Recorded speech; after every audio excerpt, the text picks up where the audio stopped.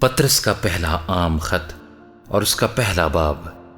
جو 25 آیات پر مشتمل ہے۔ پطرس کی طرف سے جو یسوع مسیح کا رسول ہے، ان مسافروں کے نام جو پنتس، گلتیا، کپدوکیا، آسیا، بتھونیا میں جا بجا رہتے ہیں، اور خدا باپ کے علم سابق کے موافق روح کے پاک کرنے سے فرما بردار ہونے اور یسوع مسیح کا خون چھڑکے جانے کے لیے برگزیدہ ہوئے ہیں، فضل اور اطمینان تمہیں زیادہ حاصل ہوتا رہے۔ ہمارے خداوند یسوع مسیح کے خدا اور باپ کی حمد ہو، جس نے یسوع مسیح کے مردوں میں سے جی اٹھنے کے باعث اپنی بڑی رحمت سے ہمیں زندہ امید کے لیے نئے سرے سے پیدا کیا، تاکہ ایک غیر فانی اور بے داغ اور لازوال میراث کو حاصل کریں۔ وہ تمہارے واسطے جو خدا کی قدرت سے ایمان کے وسیلے سے اس نجات کے لیے جو آخری وقت میں ظاہر ہونے کو تیار ہے حاضر کیے جاتے ہو، آسمان پر محفوظ ہے۔ اس کے سبب سے تم خوشی مناتے ہو، اگرچہ اب چند روز کے لیے ضرورت کی وجہ سے طرح طرح کی آزمائشوں کے سبب سے غم زدہ ہو، اور یہ اس لیے ہے کہ تمہارا آزمایا ہوا ایمان جو آگ سے آزمائے ہوئے فانی سونے سے بھی بہت ہی بیش قیمت ہے، یسوع مسیح کے ظہور کے وقت تعریف اور جلال اور عزت کا باعث ٹھہرے۔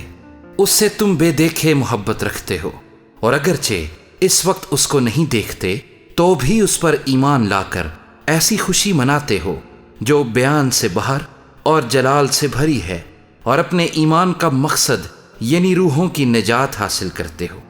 اسی نجات کی بابت ان نبیوں نے بڑی تلاش اور تحقیق کی جنہوں نے اس فضل کے بارے میں جو تم پر ہونے کو تھا نبوت کی۔ انہوں نے اس بات کی تحقیق کی کہ مسیح کا روح جو ان میں تھا اور پیشتر سے مسیح کے دکھوں کی اور ان کے بعد کے جلال کی گواہی دیتا تھا، وہ کون سے اور کیسے وقت کی طرف اشارہ کرتا تھا، ان پر یہ ظاہر کیا گیا کہ وہ نہ اپنی بلکہ تمہاری خدمت کے لیے یہ باتیں کہا کرتے تھے، جن کی خبر اب تم کو ان کی معرفت ملی، جنہوں نے روح القدس کے وسیلے سے جو آسمان پر سے بھیجا گیا تم کو خوشخبری دی، اور فرشتے بھی ان باتوں پر غور سے نظر کرنے کے مشتاق ہیں۔ اس واسطے اپنی عقل کی کمر باندھ کر اور ہوشیار ہو کر اس فضل کی کامل امید رکھو جو یسوع مسیح کے ظہور کے وقت تم پر ہونے والا ہے، اور فرمانبردار فرزند ہو کر اپنی جہالت کے زمانے کی پرانی خواہشوں کے تابع نہ بنو، بلکہ جس طرح تمہارا بلانے والا پاک ہے اسی طرح تم بھی اپنے سارے چال چلن میں پاک بنو، کیونکہ لکھا ہے کہ پاک ہو اس لیے کہ میں پاک ہوں، اور جبکہ تم باپ کہہ کر اس سے دعا کرتے ہو، جو ہر ایک کام کے موافق بغیر طرفداری کے انصاف کرتا ہے، تو اپنی مسافرت کا زمانہ خوف کے ساتھ گزارو، کیونکہ تم جانتے ہو کہ تمہارا نکما چال چلن جو باپ دادا سے چلا آتا تھا، اس سے تمہاری خلاصی فانی چیزوں یعنی سونے چاندی کے ذریعے سے نہیں ہوئی، بلکہ ایک بے عیب اور بے داغ برے یعنی مسیح کے بیش قیمت خون سے۔ اس کا علم تو بنائے عالم سے پیشتر سے تھا، مگر ظہور اخیر زمانے میں تمہاری خاطر ہوا